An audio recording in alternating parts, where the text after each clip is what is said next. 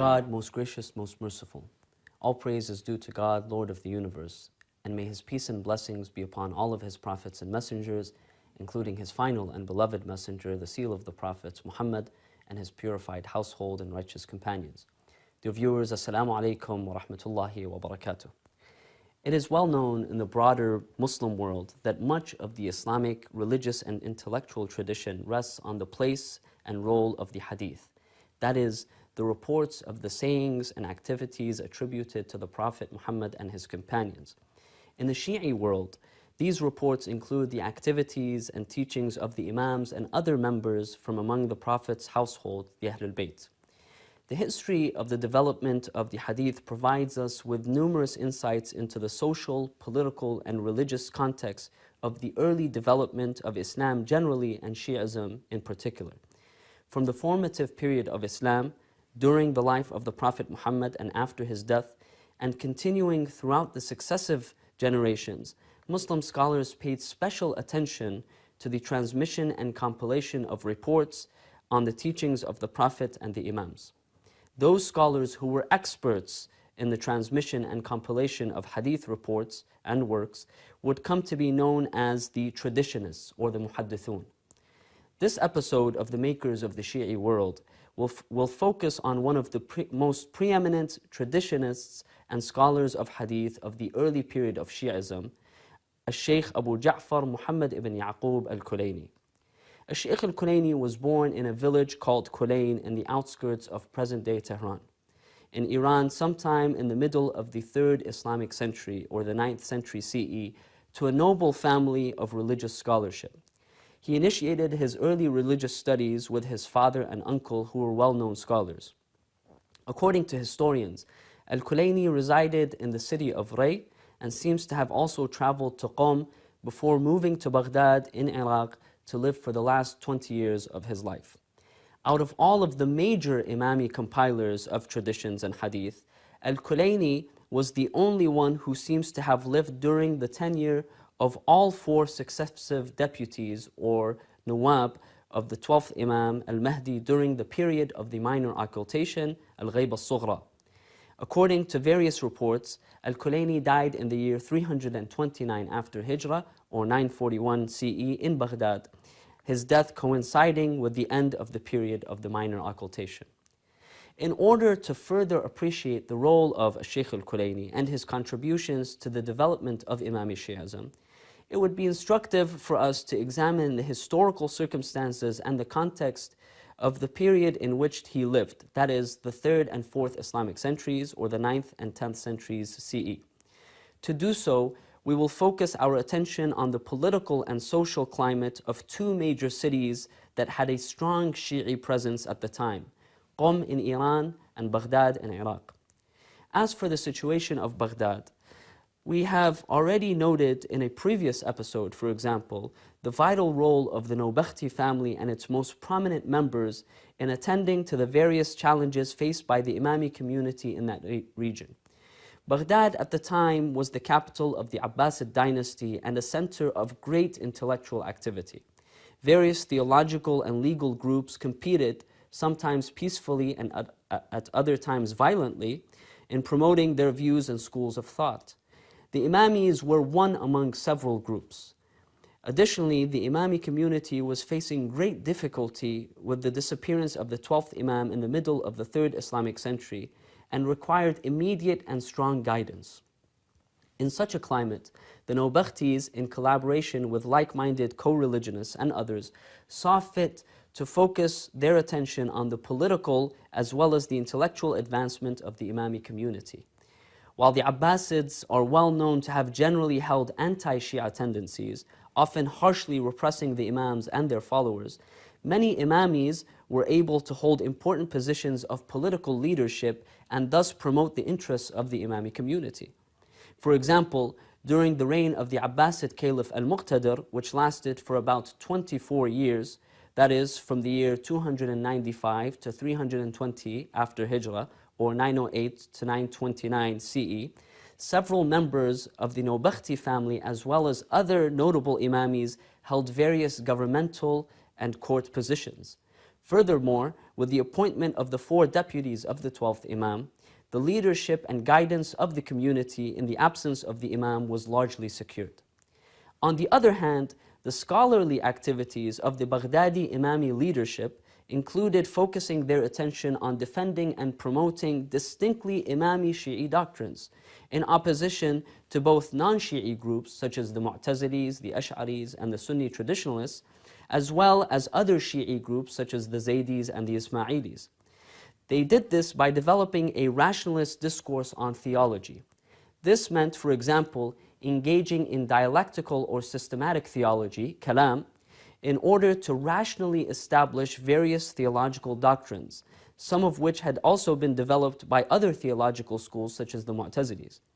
By doing so, these scholars were able to staunchly argue for key doctrinal points such as the oneness and justice of God, God's attributes, the necessity of the Imams, their inerrancy or isma, and other important topics.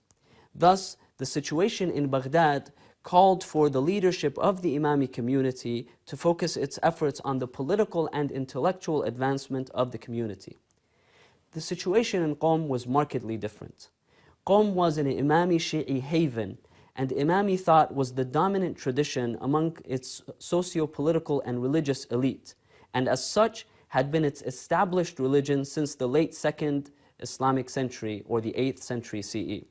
Historians note that Qom was initially conquered in the year 23 after Hijrah or 644 CE by the Arabs under Abu Musa al-Ash'ari. However, we are told that it was an associate of the 5th and 6th Imams, Muhammad al-Baqir and Ja'far al-Sadiq, a man by the name of Musa ibn Abdullah al-Ash'ari, and his clan members who brought Imami Shi'ism to Qom after their arrival toward the end of the 1st Islamic century or 8th century CE. The Ash'ari clan would become instrumental in both the political and the religious and material development of Qom. Many Ash'ari Qummis would assume the political and religious leadership of the city and the community. Another factor, of course, that would promote Qom as a distinctly Imami Shi'i center was the arrival, death, and burial of Fatima al-Ma'suma, the 8th Imam's sister, in the city in the year 201 after Hijrah or 816 of the Common Era.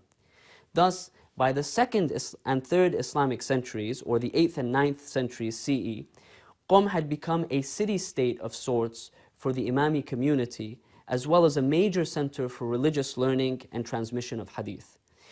Not only was it governed politically by the Imamis, but the Imami religious tradition was unrivaled. Many scholars and traditionists would travel widely to and from Qom in search of traditions of hadith reports from the Imams. It was in this sort of environment that Al-Shaykh al Kulayni was able to both learn and teach during his time in Qom and in his interactions with the major traditionists of the city. Historians note that Al-Shaykh al Kulayni migrated to Baghdad around the early 300s after Hijrah or the 900s CE. As noted earlier, this was during the first few decades after the beginning of the minor occultation.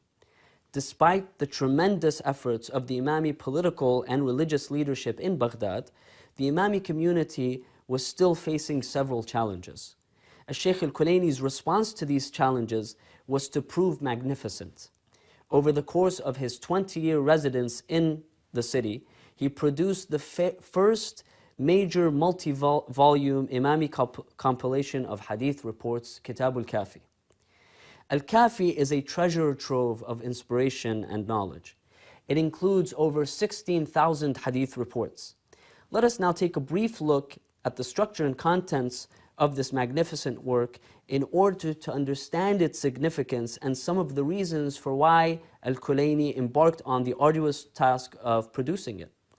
In his introduction to this work, Shaykh al Kulayni addresses an anonymous brother, perhaps a notable figure or leader in the Imami community, noting his realization of and concern for some of the challenges that the community was facing during that period.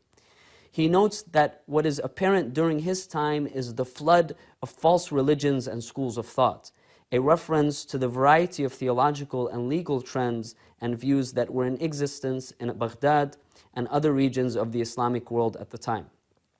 In such circumstances, the only remedy would be recourse to individuals, to the Book of Allah and the tradition of His Prophet by means of knowledge, certainty, and discernment, according to Shaykh al Kulayni. As such, the anonymous brother had requested the Shaykh to produce a comprehensive work that would serve as a guidance for authentic theology, doctrine, and practice based on the teachings of the Prophet and the Imams. Al Kulayni's response to this request was to produce Kitab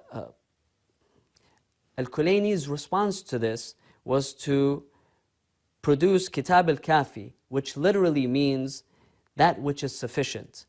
In other words, it was the objective of Al Kulayni to produce a work that was grounded in the teachings of the Imams so as to counter the various views and opinions out there. The structure of Al-Kafi reveals Al Kulayni's comprehensive objective. As mentioned, this work includes over 60,000 hadith reports. It is composed of three main parts. The first part, known as the usul, is dedicated to the principles of theology and doctrine, those concepts that the faithful were encouraged to firmly have faith and belief in. The second part, known as the furu', focuses on what may be termed the practical aspects of religion. That is to say, the day-to-day acts of worship, the business transactions, and family and judicial laws. The third and final part, known as the rawda, is dedicated to miscellaneous reports. In the current published edition of Al-Kafi, the work is composed of 8 volumes. The first 2 volumes comprise the usul, volumes 3 to 7 comprise the furu', and volume 8 is dedicated to miscellaneous reports. The usul part consists of 8 major chapters. They are the Book of Intelligence and Ignorance, the Book of Excellence of Knowledge, the Book on Oneness of Allah, the Book about the people who possess divine authority, the Book on Belief and Disbelief, the Book on Supplications, the Book on the Excellence of the Holy Quran, and the Book of Social Ethics. Part 2 consists of 26 chapters. These chapters contain the laws of ritual cleanliness, death and burial, prayer, charity, fasting, pilgrimage, marriage, divorce, eating and drinking, dress, wills, inheritance, witnessing, prescribed punishments, and other practical issues. Finally, Part 3 includes miscellaneous historical, doctrinal, ethical, and legal topics that are not arranged in any particular order. Of course, a comprehensive review of Al-Kafi would not be possible in the time that we have. I would encourage those who are interested to read the work, which has also been translated recently to English by Muhammad Sarwa and is readily accessible. However, we may draw several important conclusions about this work and its place in the history and development of Imami Shi'ism. Some of these points have been alluded to by Andrew Newman in his seminal work, The Formative Period of Twelver Shi'ism. The first point is the early emphasis on the concepts of al-aql and al-ilm, which can be translated as intelligence and knowledge respectively.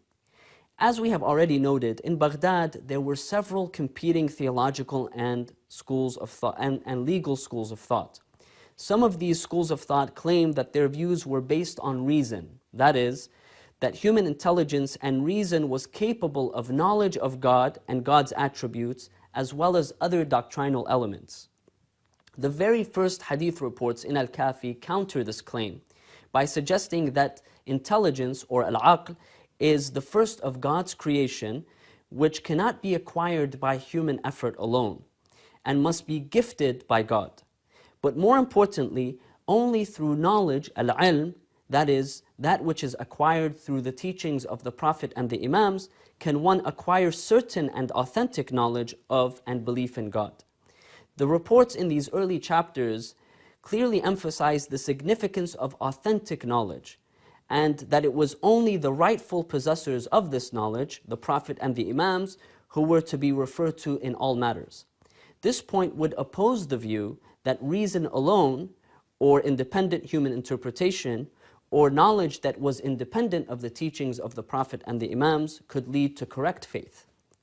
The second point is the strong connection that is made between knowledge, al-ilm, and practice, al-amal. That is to say, not only were the faithful required to refer to the Imams for their knowledge of and belief in God, but also in order for them to properly observe their practical responsibilities and concerns. Thus, the revealed sources of knowledge, the Quran and the teachings of the Prophet and the Imams, constituted the primary and only source of practical guidance for the faithful. In one report, for example, the 6th Imam Ja'far al-Sadiq states, quote, "There is nothing except that it is in the Quran or Sunnah." In another report, the 4th Imam, Ali ibn al-Hussein, states, "As for knowledge, if one does not act on the basis of it, then its possessor does not increase except in unbelief." It is interesting to note here that the bulk of the hadith reports in Al-Kafi pertain to practical matters. In fact, approximately 75% of the over 16,000 hadith reports in this work are dedicated both to personal and public matters of practice. Thus, Al Kulayni focused on the primacy of the revealed sources, as taught by the Prophet and the Imams, for authentic belief as well as correct practice. In this case, there would be no reason to resort to legal tools such as independent reasoning, al-ra'i, or legal analogy, al-qiyas. The third and final point with which we may conclude is the overall cautionary message of the reports on employing an accommodationist tendency with the ruling officials and institutions. In this vein, some reports caution against attempts to predict the reappearance or the time of the reappearance of the 12th Imam, or to be deceived by false claimants to the imamate. Other reports remind the faithful of the persecution of the Imams and their followers at the hands of the political establishments. More so, reports often emphasize the importance of avoiding attachment to worldly gains, especially those political and socio-economic gains that would result in one's loss of faith or to acting unjustly and immorally. Thus, these reports strongly rebuked or warned those who may have felt it necessary to acquire positions of leadership, especially as they would lead to the direct or indirect oppression of the Imami community. Thus, the 3rd and 4th Islamic centuries were a very critical time for the development of Imami Shi'ism. One of the main attempts to overcome the numerous challenges of the times was evident in the life and legacy of Al-Shaykh al Kulayni, especially his magnificent work Al-Kafi, which continues to play a pivotal role in the contemporary period as a primary source of knowledge and practice. Please join us again next time for another episode on the makers of the Shi'i world. Wassalamu alaikum wa rahmatullahi wa barakatuh.